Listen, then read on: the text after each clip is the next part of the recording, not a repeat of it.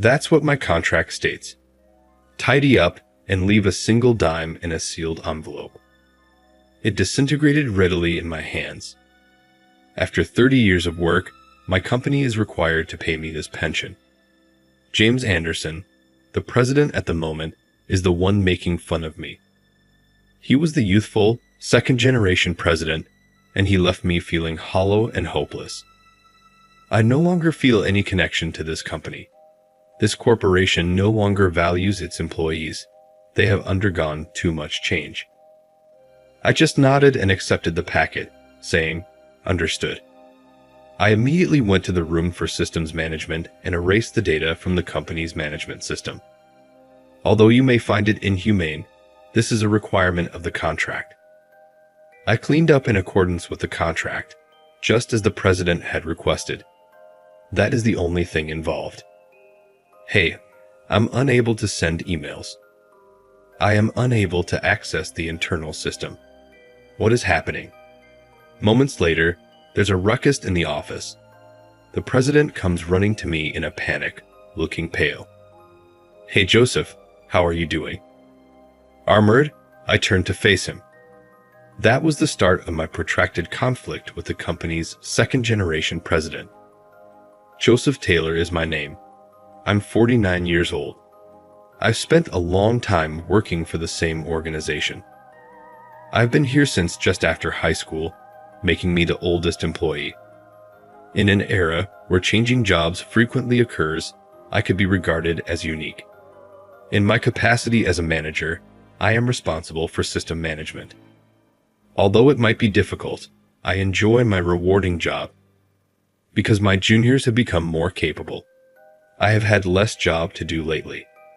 Everything in life has gone well. I apologize, Mr. Taylor. There seems to have been a mistake, but I'm not sure what caused it. Chris Johnson, my outstanding junior, is this person. I turned to look at the screen when he asked. This code is incorrect. This is how it ought to be. Oh, I see. As anticipated, Mr. Taylor. I sincerely appreciate it. Chris smiled brightly, and I couldn't help but laugh. I'll be turning over system management to you shortly. I am depending on you. Oh no, I haven't arrived yet. What topic are you discussing? I'll be 50 years old soon. How do you plan to spend my retirement? You still have over a decade left. Mr. Taylor, you're getting ahead of yourself. Being in his 30s, he hasn't yet realized how rapidly time passes. But until I retire, I intend to put in a lot of labor. After 30 years of work, my company is required to pay me this pension. Systems research is moving at a fast pace, and I will soon lag behind if I don't continue to study. Yes, before that incident occurred, I was content and felt fulfilled in my profession in such a capacity. It came on abruptly. Robert Anderson, the president, required hospitalization after unexpectedly becoming unwell. James, his only son, swiftly rose to prominence as the second-generation president since there was no chance of his recovery. James spoke passionately in his inaugural address. We're all confused by this unexpected event, but now is the moment to come together and develop. Let's make a change right now. His animated speech was a breath of fresh air to the disheartened staff. James exuded a charisma that inspired confidence in his ability to effect positive change.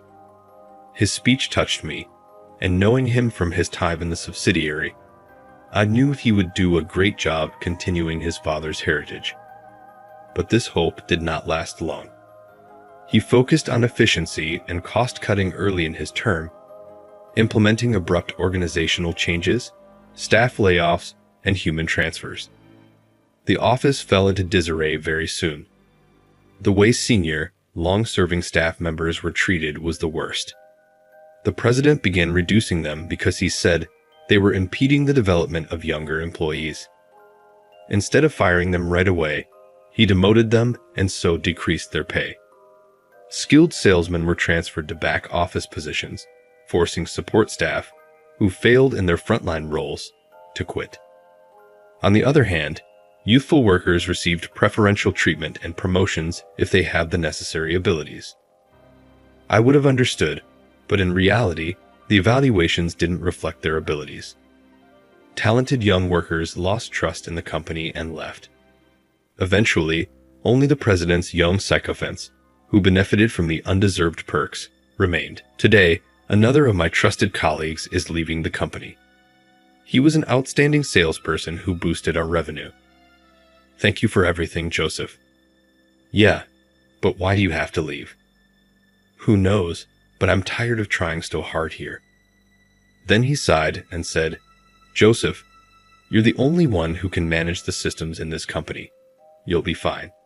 Hang in there. I felt tears rise to my eyes and gazed down at him as he forced a grin. I should be smiling as I wave him off, at least for the final time, viewing the back of a departing buddy. How many times have I experienced this annoyance? You would expect that a strike would result from this, but none did. Gifted individuals just disappeared, leaving only the industrious, the resigned, or the loyalists to President James. I was among the diligent ones. I still had a strong desire to hold onto this firm that I owed so much. The company's performance was clearly deteriorating. As anticipated, President James appeared quite distressed. We'll get over this. It's probably just a reaction to the most recent organizational changes. It resembles crouching just before a leap. When I witnessed him telling his supporters this, I was abhorred. Your remarks are different as long as there are some who are praising him with the phrase, as expected of the president. He'll never own up to his errors. I sighed and went back to the system control room, where Chris was waiting. We had a conversation right away. Big news, Mr. Taylor. The president is coming to inspect the system management room today. What? Rumor has it that, after personnel changes, he's now targeting the company's fixed costs and considering cost-cutting measures for the system. What should we do, Mr. Taylor? Well, there's not much we can do. President James seems to like making cuts to the core parts of the company. It's good that he's enthusiastic about his new role, but his focus is off. After a while, President James arrived at the system management room where we were. He glanced around the room with a puzzled look as if trying to figure something out. Isn't the air conditioning too high? Heating and cooling costs are significant, you know. Computers are sensitive to heat, so it's for management purposes. I see. Ignoring the basic questions from President James, I immersed myself in my work. For some reason, President James only asked questions and talked to Chris. He should know I'm the manager, but he barely acknowledged me. After looking around for a while, he finally spoke to me. Joseph, right? Yes. Surprised, I stopped what I was doing and looked at him. How long have you been working here? 30 years. 30 years? That's a long time. His overly casual tone made me a bit annoyed. Sure, I'm his subordinate, but as someone older, this feels too informal. I noticed that your base pay is rather substantial. Was that the arrangement when you were employed? Yes, it was. But now Chris here is also managing the system, right? Well, yes. Although I felt uneasy about it, this was President James and I's first one-on-one meeting. Seeing this as a chance, I made the audacious decision to advise the president. Regarding the system, Mr. President, I do not advise switching from the one that is in place. President James arched an eyebrow, but I went on. A lot of the employees are currently unfamiliar with their new roles as a result of the recent personnel changes. Adding to that, altering the system will simply result in even less efficiency. It's up to me to decide, President James cut in. I shut my mouth, obviously unhappy with what I had spoken. I had never seen him look that harshly at someone before, but he scowled at me. A worker such as yourself, daring to challenge the president's choices. Recognize your location. I'm sorry. You were the manager, right, Joseph? I'll give you a lot of thought, just like I do the sister. He made a snide comment before leaving. Chris sighed in relief, having been watching our encounter with nervousness. I started to get a chilly sweat. You're incredible, Mr. Taylor. I'm sorry for creating an awkward atmosphere, Chris. No, it doesn't bother me. Your viewpoint makes great sense, in my opinion, but the president was incredibly annoying. How does he think? Probably nothing good. I scowled and gave it some thought. Chris and I then made the decision to talk about our future intentions. When I was summoned to the president's office a month later, President James broke some startling news. What did you say? I expressed my gratitude for your diligence. President James really said that I was being fired. You may now relax. He handed me a small packet and grinned, explaining that it was for business, not personal, reasons. This is your employer pension. Receiving a cheap-looking envelope instead of a bank transfer gave me a bad feeling. Still processing the information, I took the envelope and peeked inside, noticing it wasn't even sealed. Inside was a single dime, a copper coin. Mr. President, this isn't funny, even as a joke. Of course not. It's not a joke. President James placed the document he had been holding onto his desk and motioned for me to look at it. I recognized it immediately. It was the employment contract I had signed 30 years ago when I joined the company. President James tapped a specific section with his finger. See here? It says your employer pension is 10 cents. My eyes widened in disbelief. Next to the section about employer pension, which stated employer pension provided, someone had handwritten 10 cents, clearly written in ballpoint pen. President James traced over it triumphantly. I didn't write this. It was already there. It's an amusing note, isn't it? But you without a doubt signed and stamped this contract, didn't you? This is. I opened my mouth to protest, but President James cut me off again.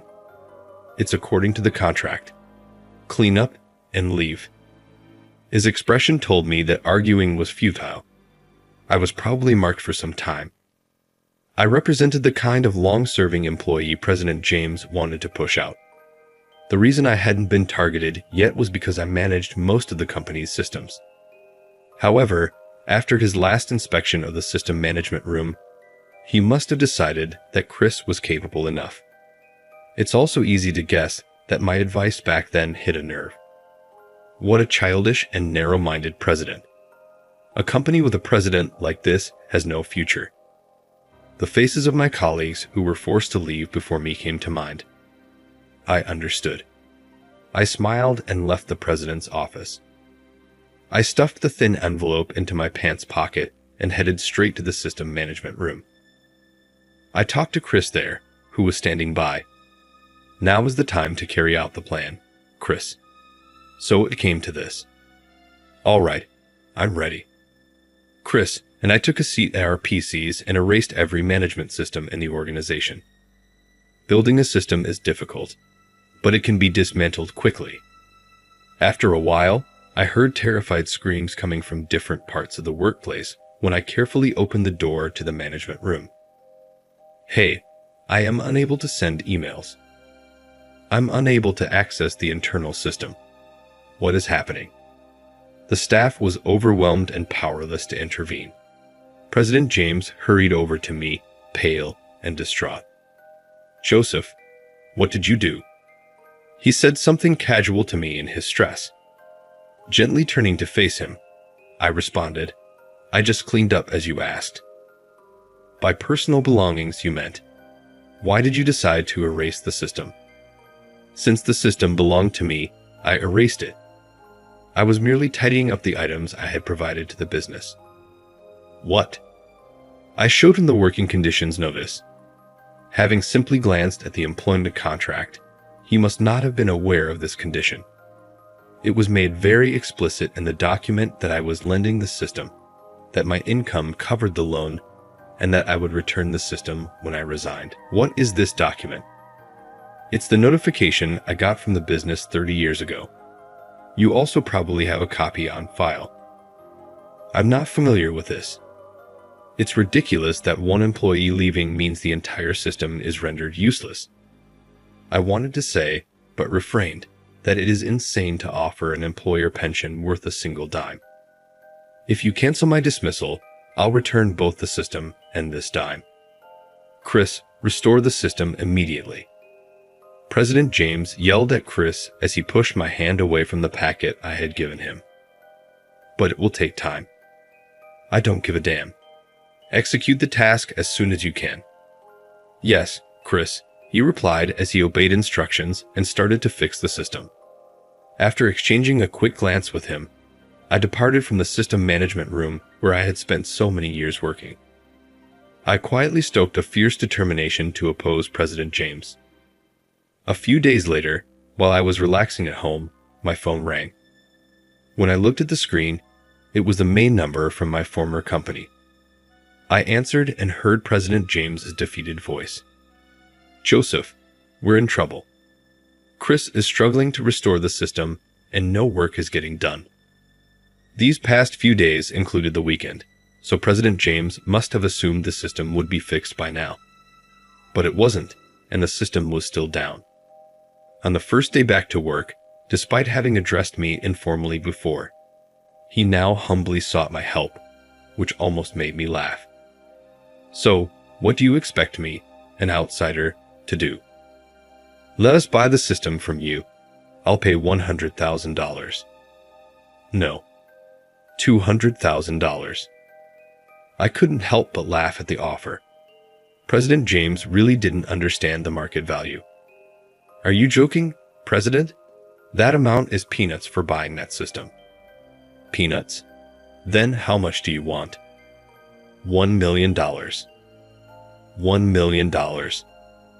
His voice cracked, and I was more amused than anything. Even $1 million is a bargain for that system. What are you talking about? That's more than the employer pension. Well, it was just 10 cents. That's not what I meant. Realizing it was time to stop messing with him, I straightened up and addressed President James seriously. President, I'm serious. If you don't buy it for $1 million, you won't get the system, and I won't help Chris either. This is a disaster.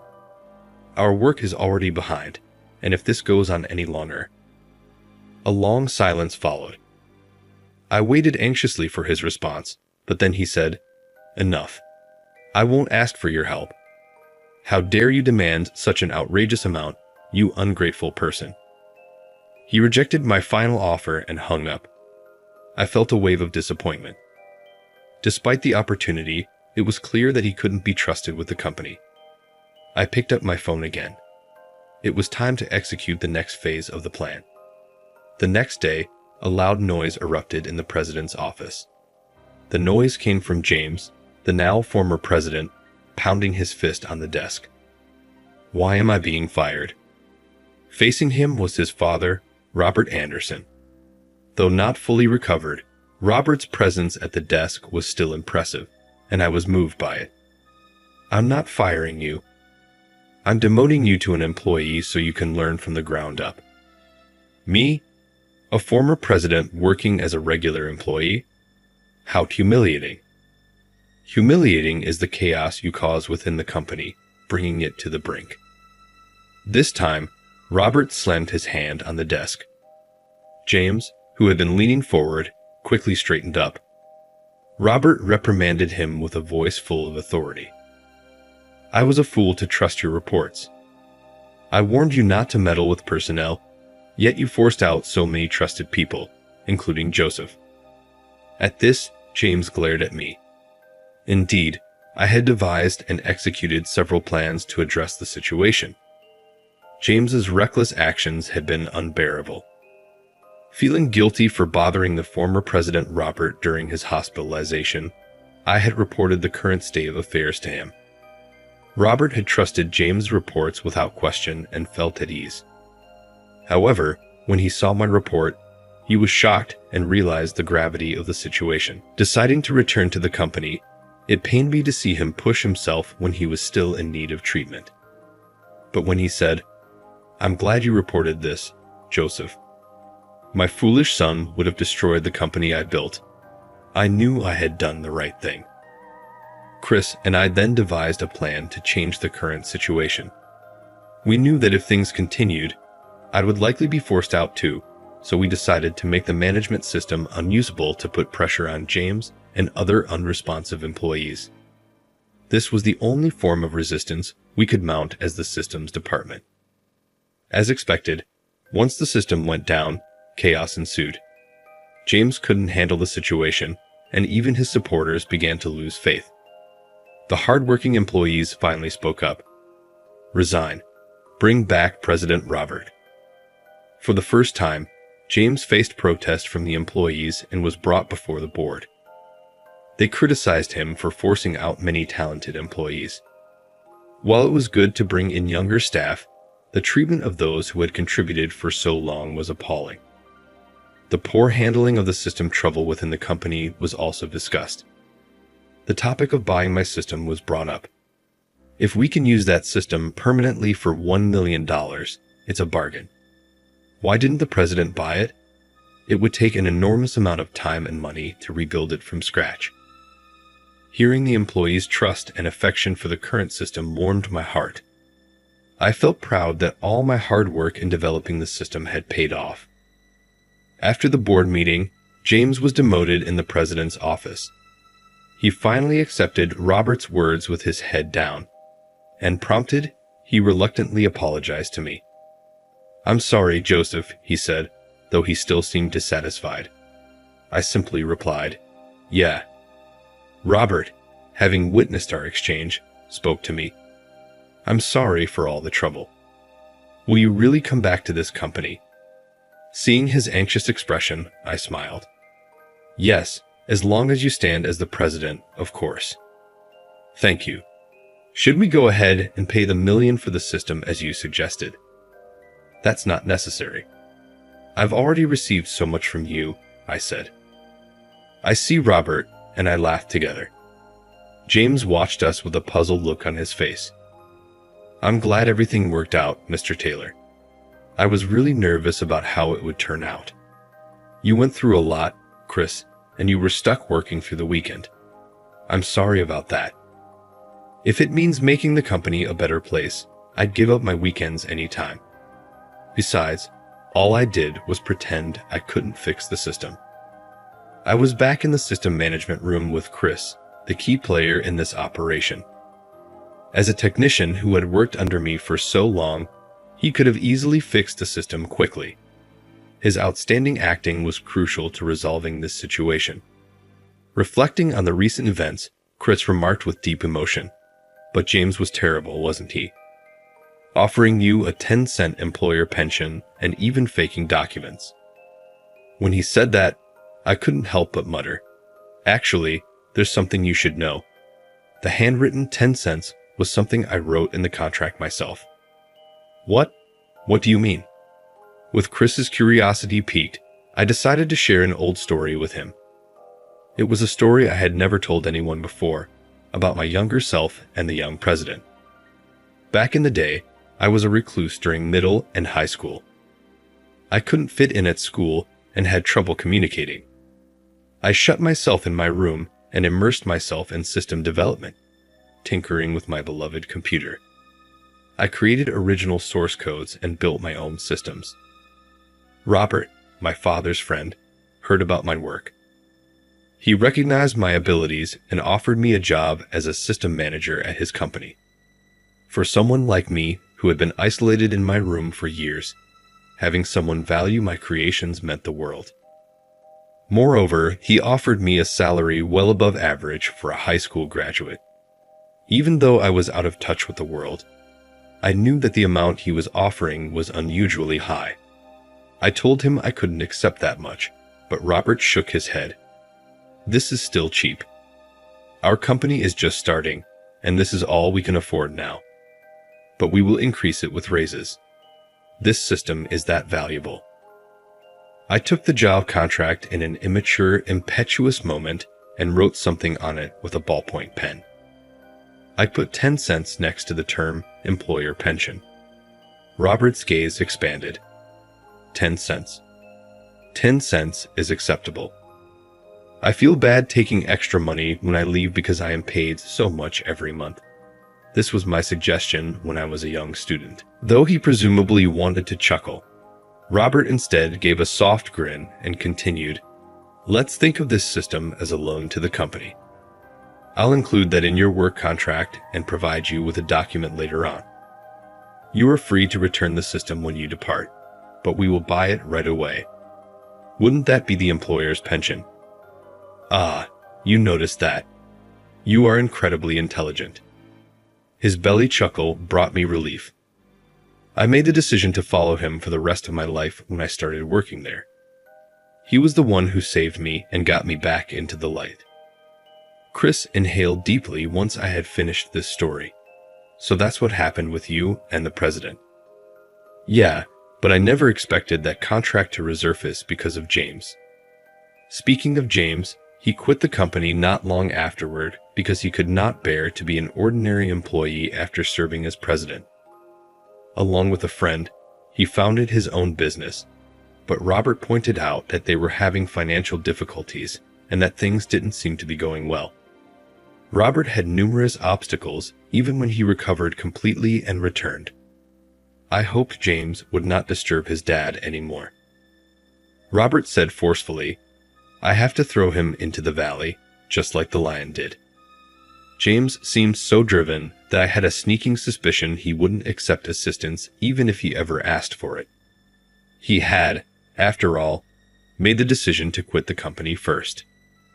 Now that the old president was back, the business was beginning to rekindle its original enthusiasm.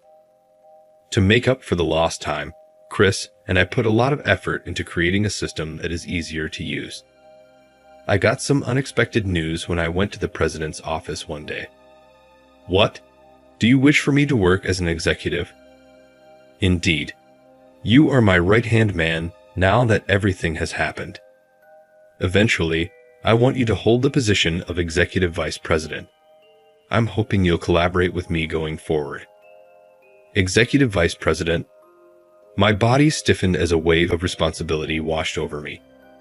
Taking on an executive role entails managing the entire organization. I would be the president's right-hand guy in my role as executive vice president.